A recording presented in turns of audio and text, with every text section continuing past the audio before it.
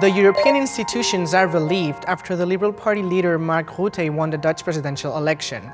His main opponent, the anti-EU populist Geert Wilders, was leading the polls, but ended up in the second position with 13% of the votes. Wilders' radical position against immigration and what he called an Islamization of the Netherlands had found its supporters in the Dutch countryside. He is one of the longest sitting politicians in the Dutch parliament. He started as an assistant to politicians in the Conservative Liberal Party. About 10 years ago, he separated himself from that party and started his own party, the Party for Freedom. And his main goal was to resist what he considered to be a growing influence of a Muslim faith in the Netherlands and of migrants from Muslim countries, from Turkey, from Morocco, from Eritrea, from Somalia, etc., to the Netherlands. He was afraid that we would get Islamized. This is what Geert Wilders said about Islam to the BBC weeks before the election. The ideology and freedom are incompatible.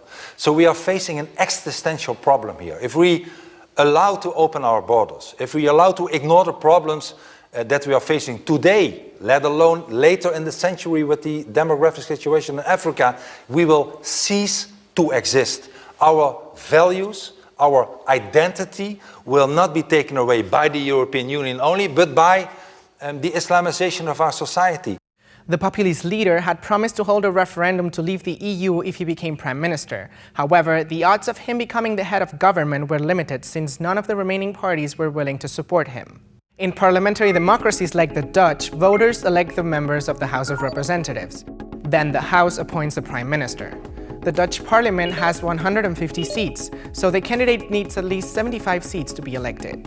There hasn't been a party in over a century that got 75 seats in the Dutch House, so it is common to form coalitions to elect a candidate. This is the composition of the Dutch House after the 2017 election. Mark Rutte's Liberal Party got 33 seats and will need the support of at least 3 other parties to get to 75 votes.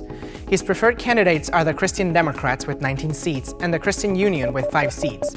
However, Rutte will still need to find 18 more votes in the House.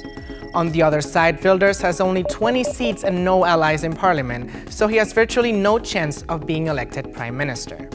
Geert Wilders' ideas have already spread across the country, and their support can grow in the coming years as the political climate in Europe is likely to change. Although economy is booming at the moment, we belong to the richest countries in the European Union. Unemployment is down to 5% of the population.